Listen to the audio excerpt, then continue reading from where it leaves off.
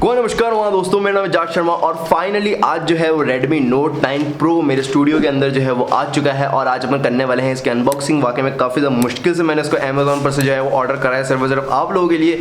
तो वे स्टार्ट करते हैं बिना कोई टाइम वेस्ट करे भाई। तो जैसे कि आप लोग देख सकते हो ये जो है वो कोई सी भी रिव्यू यूनिट नहीं है, डायरेक्ट मैंने Amazon के ऊपर से जो है वो ऑर्डर कराया। तो ये जो है वो बिल्कुल रिटेल यूनिट है जो कि आपको देखने को मिलेगी जब आप इस वाले फ़ोन को जो है वो ऑर्डर करोगे। अगर आप उतने किस्मत वाले होते हो कि आपका जो है इस ऑर्डर जो है वो क्लियर हो जाता है, क्योंकि वाकई में काफ़ी ज़्यादा लिमिटेड क्वांटिटीज़ के अंदर आ रहा है ये वाला फ़ोन।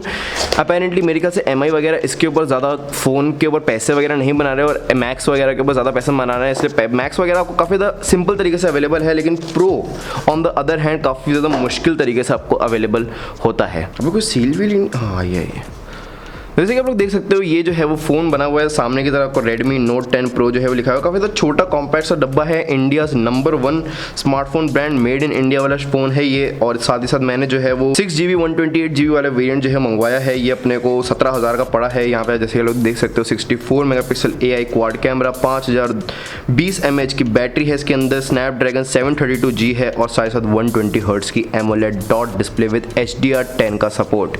तो फिर मैं जो है इस वाले स्मार्टफोन की सील जो है वो खोल लेता हूँ और फ़ोन को निकाल लेता हूँ।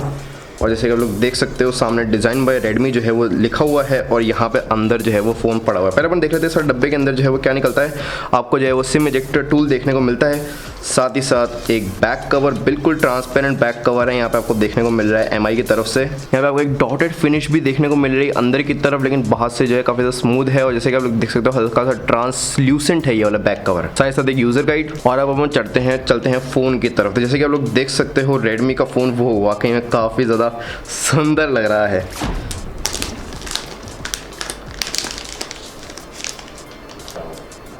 तो ये जो है वो गोल्ड कलर के अंदर ही अवेलेबल है। इसको ये लोग विंटेज ब्रॉन्ज बोलते हैं। जैसे कि आप लोग देख सकते हो कैमरा यूनिट जो है काफ़ी ज़्यादा मैसिव, एक तरीके से प्रीमियम स्मार्टफोन वाली फील जो है वो दे रहा है काफ़ी ज़्यादा बजट के अंदर। यहाँ पे जो है वो रेडमी लिखा हुआ है। पीछे ग्लास जो है वो ऐसा लगता है मैट ग्लास है, लेकिन छूने में जो है वो नॉर्मल लगता है। हालांकि ग्लॉसी बिल्कुल भी नहीं है, आपको ज़रा सी भी रिफ्लेक्शन वगैरह नहीं दिखती। वाकई में फिंगरप्रिंट्स वगैरह भी जो है वो काफ़ी ज़्यादा कम आ रहे हैं। यहाँ पे साइड में जैसे कि आप लोग देख सकते हो आपको वॉल्यूम रॉकर्स देखने को मिलते हैं, पावर बटन जिसके अंदर आपको फिंगरप्रिंट सेंसर देखने को मिलेगा। साइड में जो है वो कुछ भी नहीं है सिवाय आपके सिम इजेक्टर ट्रे के। ऊपर की तरफ क्या है ऊपर की तरफ जो है आपको हेडफोन जैक, स्टीरियो स्पीकर, साथ साथ एक एक्स्ट्रा माइक्रोफोन नॉइस कैंसिलेशन के लिए और आईआर ब्लास्टर देखने को मिलता है। काफी ज्यादा चीजें हैं ऊपर की तरफ। और नीचे की तरफ आपको सेकेंडरी स्पीकर, साथ ही साथ आपका USB टाइप C और दूसरा माइक्रोफोन। आगे की तरफ जो है एक पंच होल वाला कैमरा देखने को मिलता है। और मैं जो है फोन को पावर ऑन कर लेता हूँ। तो जब तक जो है वो फ़ोन पावर ऑन हो रहा है मैं देखता हूँ बॉक्स के अंदर आपको क्या क्या देखने को मिलता है। आपको जो है बॉक्स के अंदर चार्जर देखने को मिलता है और वाकई में एमआई की तरफ से काफ़ी ज़्यादा मैसिव चार्जर है। एमआई के अंदर इतने ज़्यादा मैसिव चार्जर्स आपको देखने को नहीं मिलते। तो ये जो है वो 30 वॉट का चार्जर है जो कि आपको बॉक्स के अंदर देखने को मिलता है। वैसे ही कंपनीज जो है आजकल बॉक्स के अंदर चार्जर डालना बंद कर चुकी हैं और उसके अंदर रेडमी आपको एक बजट डिवाइस के अंदर 30 वॉट का चार्जर जो है वो पैक करके दे रहा है। तो ये काफ़ी ज़्यादा अच्छी बात है। और साथ ही साथ वन प्लस की तरह इन लोगों ने कोई चुतियाप नहीं करा।